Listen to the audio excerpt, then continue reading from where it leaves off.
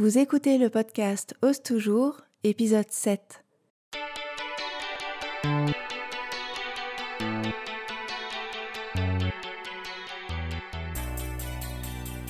Je suis Monty, la fondatrice des patrons Ose Patterns.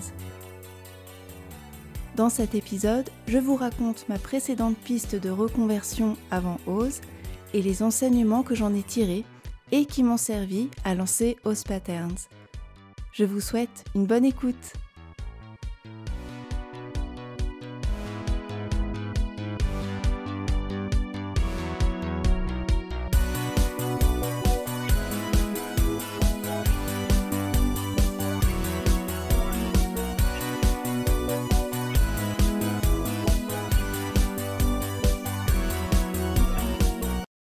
Avant de commencer, je voulais vous dire que je suis super contente de vous retrouver. Pendant ces plusieurs mois d'absence du podcast, je me suis consacrée au lancement d'Ose Patterns en anglais, avec la traduction du site, de tous les patrons et des actions de communication associées. Et je me suis consacrée au lancement de 2 nouveaux patrons, donc le haut brenet et la jupe Kia. Le haut brenet, c'est un caraco que j'ai voulu accessible et intéressant pour les débutants, les débutantes. Et vous verrez, il a un joli revers agrémenté de boutons décoratifs. Et j'ai aussi pensé la largeur des bretelles pour que vous puissiez mettre un soutien-gorge. Alors, il y a déjà eu de superbes réalisations. Par exemple, Agnès de Alino et Couture qui a ajouté un passepoil pour souligner le revers. Et il y a aussi Courtney de S is for You qui a transformé une nappe en réutilisant avec brio ses différentes composantes. Et elle a froncé aussi le bas pour créer du blouson à la taille. Je ne cite que ces 2 réalisations, mais il y a 1000 possibilités de personnalisation. Et ensuite la jupe Kia. Alors la jupe Kia, c'est une jupe qui arrive sous le genou, qu'on enroule autour de soi. Et là encore, je voulais vous proposer une construction intéressante. Il y a un large pli sur le devant qui crée l'effet d'une jupe portefeuille, mais la jupe est totalement fermée en bas. Il y a une seule couture côté et une couture milieu dos, et l'un des pans de la jupe est dans le biais, ce qui vous permettra d'apprendre de nouvelles techniques de montage, techniques que j'ai moi-même observées et appliquées pendant mes 2 années en maison. Sarah Naomi a réalisé une version magnifique et vraiment délicate dans un tissu fluide. Et Elisabeth, @enolagay66, a réalisé une version en Vichy, audacieuse et graphique, dans laquelle on voit vraiment la structure de la jupe. Donc voilà pour les nouvelles. Donc c'était une période riche et prenante. Et l'interruption du podcast s'est imposée naturellement en fonction des priorités. Mais pendant cette absence, les idées pour les épisodes ont foisonné et donc le podcast Ose toujours est de retour et je suis ravie de le relancer avec une nouvelle saison. Et les épisodes à venir, vous continuez à parler couture, confiance et entrepreneuriat avec les coulisses de l'aventure Ose Patterns. Donc c'est parti pour ce nouvel épisode, ma tentative de reconversion avant Ose. Ma tentative de reconversion, c'était pour devenir professeur de yoga. Alors je vais vous raconter ma découverte du yoga, comment j'ai exploré cette passion et mes débuts comme professeur. Et le recul que j'ai aujourd'hui sur cette expérience me permet d'établir des parallèles avec l'aventure Ose Patterns. Et j'espère que ce que j'ai appris pourra vous aider dans votre projet de reconversion, quel qu'il soit. J'en fais peu mention sur mon fil Instagram, mais le yoga est vraiment un pilier important dans ma vie puisque cela fait 13 ans maintenant que je pratique. Et pour vous dire, j'ai nommé l'un des modèles, Kia, d'après ma professeure de yoga qui s'appelle Kia Nadermir. Et j'ai découvert le yoga en 2008 pendant mes études au Canada. En fait, j'ai étudié 1 an là-bas. Et la rudesse de l'hiver canadien m'a conduite à chercher des activités sportives à faire à la maison. Et c'est comme ça que j'ai commencé à pratiquer avec des vidéos qui s'appelaient Yoga Amazing. Et donc la session de yoga remplaçait une session de sport. C'est quand j'ai commencé ma vie professionnelle, une fois de retour en France, que j'ai ressenti les bienfaits du yoga sur mon mental et l'équilibre qu'il m'apportait au-delà des bénéfices physiques. Je me sentais mieux dans ma tête et dans mon corps après chaque séance. Et le moment que j'appréciais le plus était Shavasana, c'est la posture de fin, de relaxation. Shavasana signifie cadavre en sanskrit, mais c'était dans cette posture que je me sentais la plus vivante, je me sentais plus présente, plus alignée. J'arrivais à ressentir toutes les cellules de mon corps en ébullition. Et j'ai pratiqué de plus en plus, avec assiduité, un style de yoga dynamique qu'on pratique 6 jours par semaine de manière autonome. Et naturellement, et c'est ce qui arrive quand on découvre une passion, j'ai voulu en savoir plus. Et peut-être que c'est ce que vous vivez en ce moment avec la couture. Alors j'ai pratiqué de manière plus approfondie, plus subtile, pour comprendre le rôle de la respiration, découvrir et ressentir les alignements des postures en accord avec mon corps. J'ai également étudié l'anatomie, la philosophie du yoga, et je me suis intéressée aussi à la spiritualité dans ma quête de calme intérieur. J'ai fait de nombreux ateliers avec des professeurs internationaux comme Kino MacGregor, Mark Darby, Petri Raisanen et des retraites aussi, jusqu'à suivre une formation certifiée et certifiante pour continuer à approfondir mes connaissances. Et Claire, l'une de mes amies, avait même organisé des cours chez elle tous les dimanches. Il y avait 4 élèves et moi en tant que prof. Ça me permettait de m'entraîner. Et puis j'ai aussi enseigné dans un studio à Paris. C'était 1 fois par semaine pour remplacer mon amie Caroline pendant sa période de congé maternité. Alors pourquoi est-ce que je vous énumère tout ça ? Pour vous montrer que pendant ces années d'études que je faisais en parallèle de mon activité professionnelle, j'ai vraiment cherché à approfondir mes connaissances sur le yoga et son enseignement, avec des formations, stages, pratiques personnelles, philosophie, anatomie.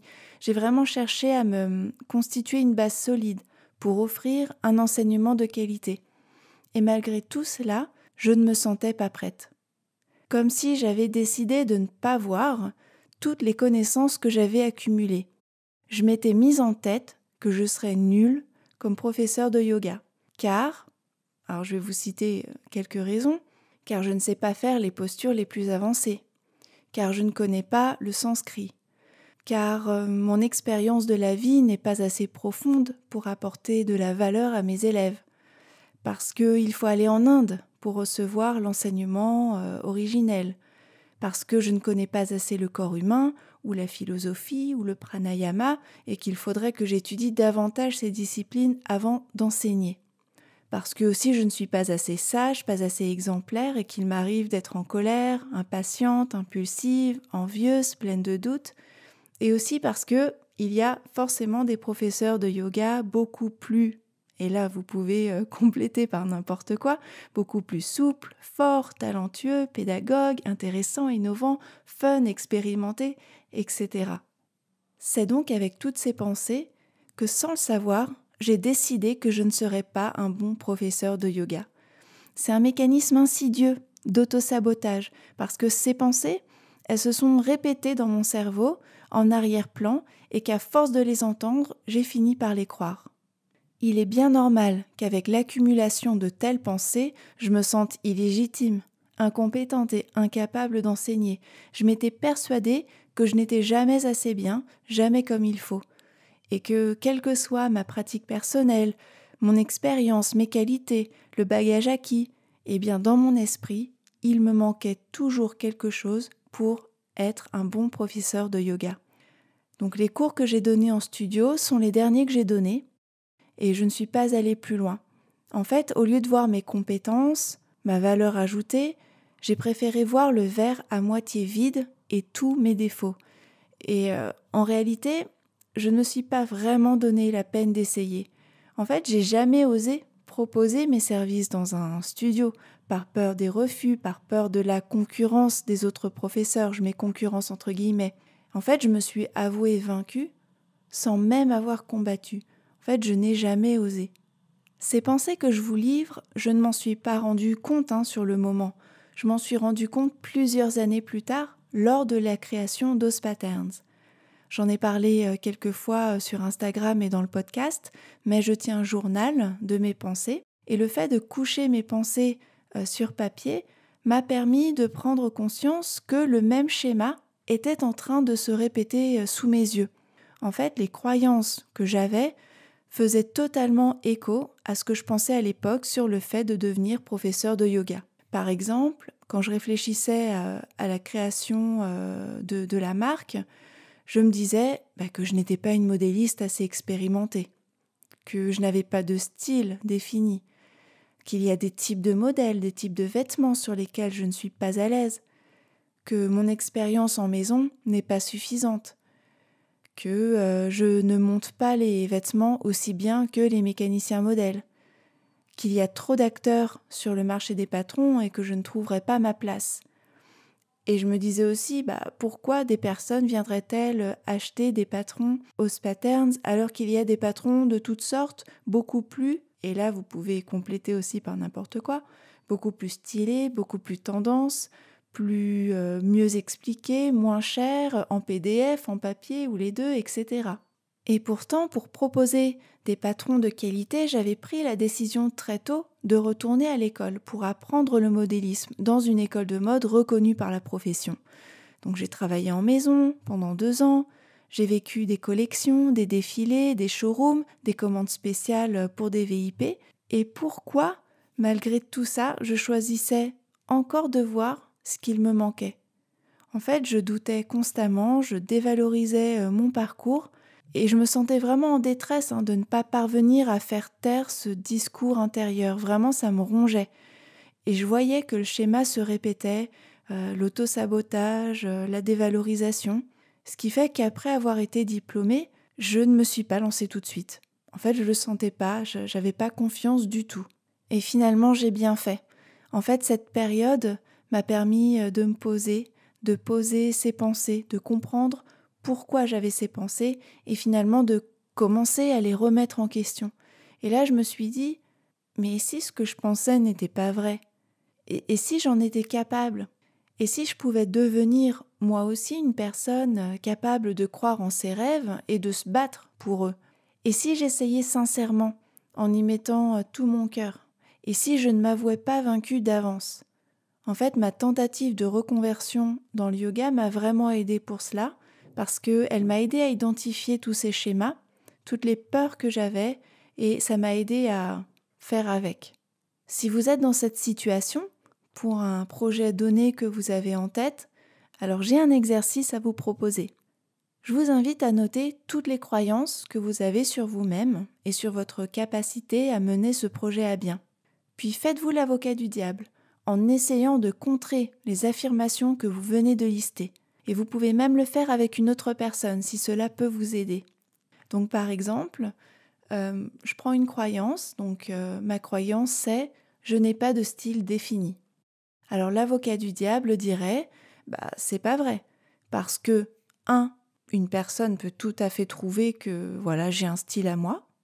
2, j'ai mon propre style, c'est le mien.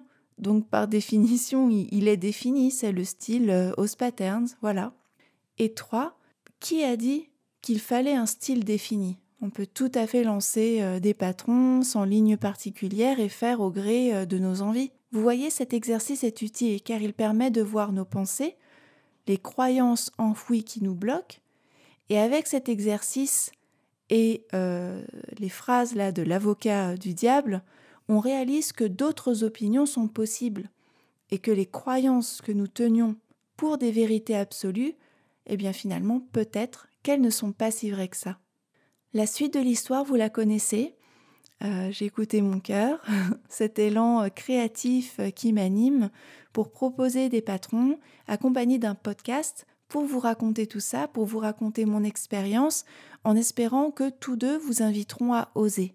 En lançant Ose, j'accepte les échecs qui vont avec, j'accepte que tout ne marche pas comme je le souhaiterais, j'accepte de montrer mon travail avec cette inquiétude que les modèles trouvent leur public, et j'accepte d'apprendre plein de choses sur le métier, sur moi-même, même si c'est pas évident.